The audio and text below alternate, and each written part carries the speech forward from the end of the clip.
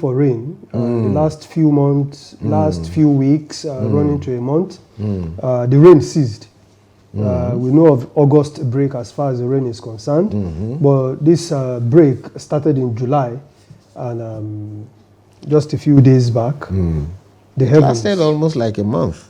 The heavens started opening up, and that open heaven is causing some problems already for some people. Some states are known to have witnessed serious flooding.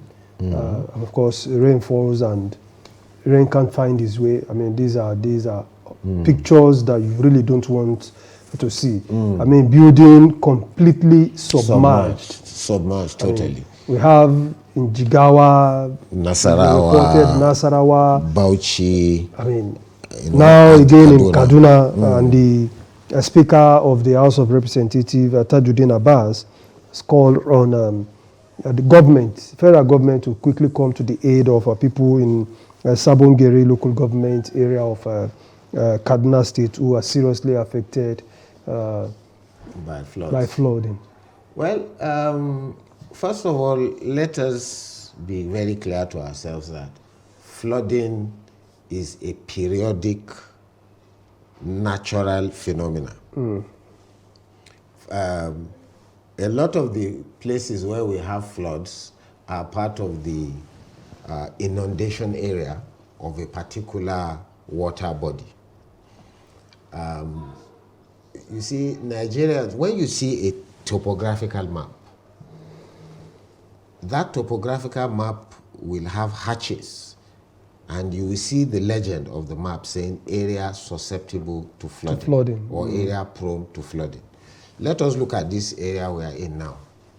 The Onyu Bridge, coming from town, the opposite bank of that area is an area susceptible to flooding, an area prone to flooding. And any topographical map you see will indicate that.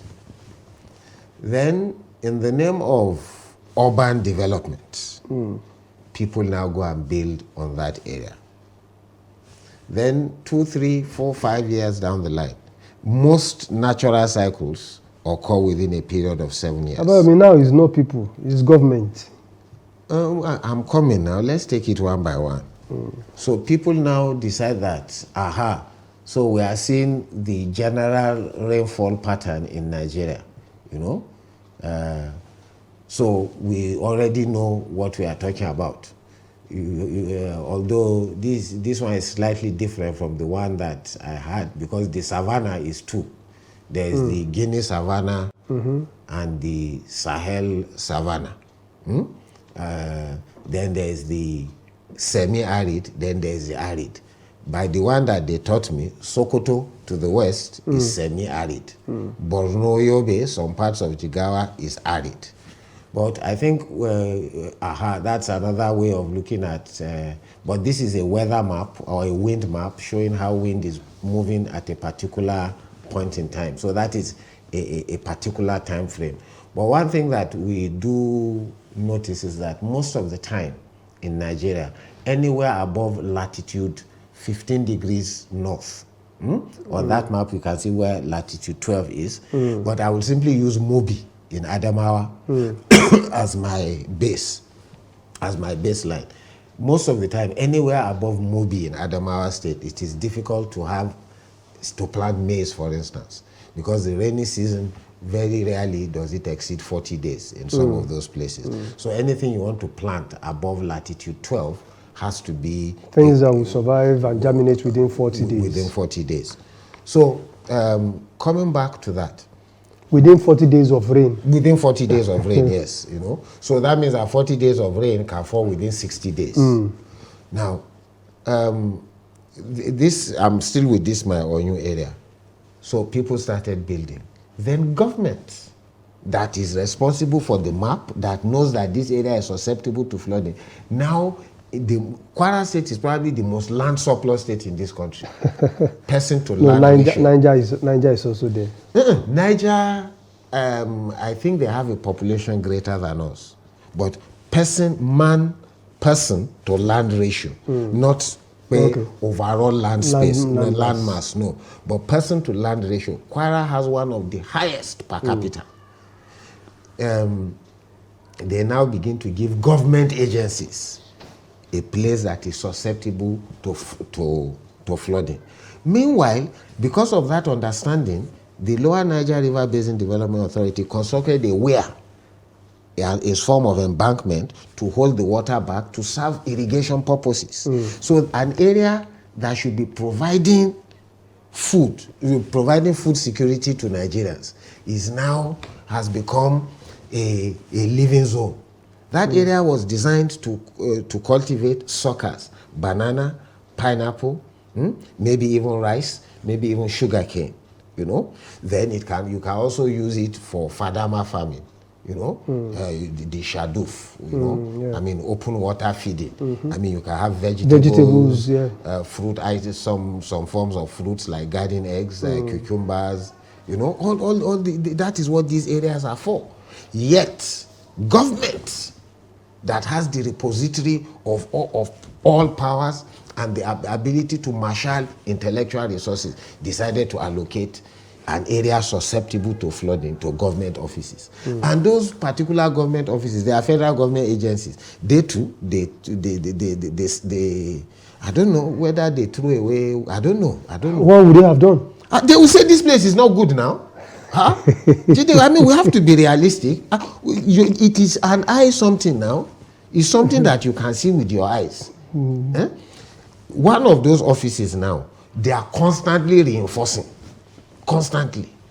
And all we need is to have a high degree of rainfall that will last for 2 or 3 days. Then we'll see what we are saying. Then people will start looking for relief. So they have already told you, don't eat too much, so that your gastrointestinal system will not scatter. Because where we are going, there are no sanitary facilities. But because you saw the food like that, you just started to. Now, the problem is there. Then also let us not forget that Kwara State is a riverine state. Yeah. The river Niger, the largest river in Nigeria, flows through Kwara State. Kebbi, Niger, Kwara, Kogi. Yeah, Kwara is one of those states listed and prone to flooding. I must say though that this year and maybe even last year, the people in the flood-prone local governments, mostly Moro, Edu, Patigi, maybe Kayama, some parts of Kayama, our people have, I think they've been more obedient this time. Well, no pun is intended. They have been more compliant, let me use that word, to the issues of moving away from areas that are prone to flooding. Because I know there have been series of sensitization programs for people in those areas that are prone to flooding. And let us not forget, science and technology has developed to the level, we are seeing the Niger, the countries of the Niger Basin. There's actually a Niger River Basin Commission, not the development authorities that we have, that is a multinational.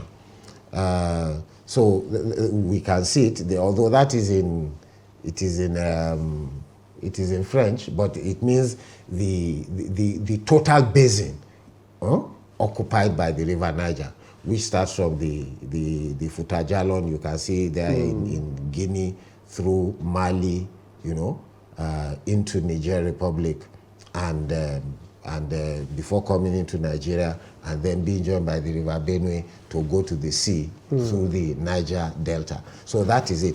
And if you look at that map, sorry that I'll digress a little, Nigerians will realize why we have to give Niger Republic electricity. Because all the people of Niger Republic need to do is just put a dam across that river. And then Kayanji, Jeba, and maybe even Chanchaga, in Niger State, I think it's Gurara, will be cut off. I mean, the volume of water will not be sufficient to drive the turbines.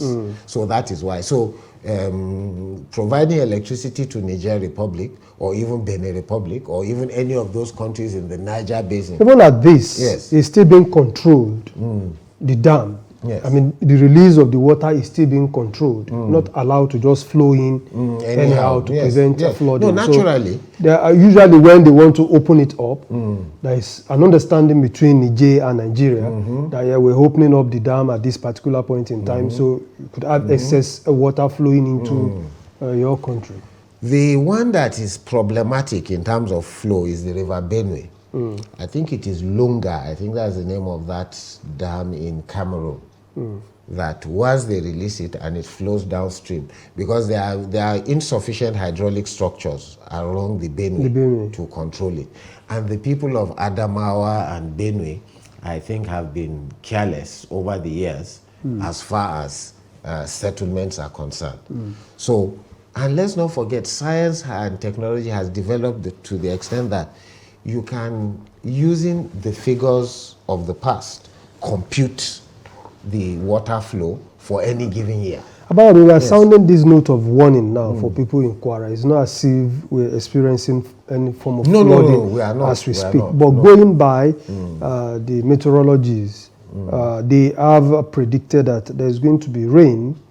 I mean, the second coming of the rain after the long break, and at this time around is going to last sometime in November. And we are in August. I mean, we should prepare for this. If going by their predictions, we're going to have plenty of rain from now till November. One of the things that should be done, it has been done before, but it's a continuous process. The dredging of the Asa Dam, the Asa River. Asa River. If you look from the Unity Bridge, Abdulhab Folawiyo Road, you will see that the volume of silt on that river channel is our fault. Is serious. Abayomi, who do we blame? I'm not saying we are not. We have said it before.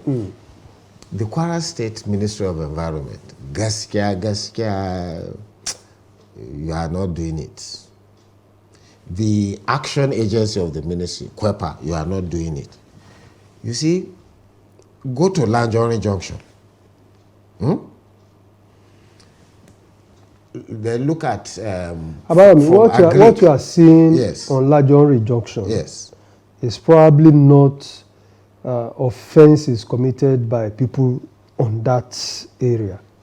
It has to come from way up into Sabo GRA and following the different drainages to come to Lanjori and finally block up Lanjori. I am not doing a tracing exercise. I'm only doing an observation exercise. That's their own job now, to trace it.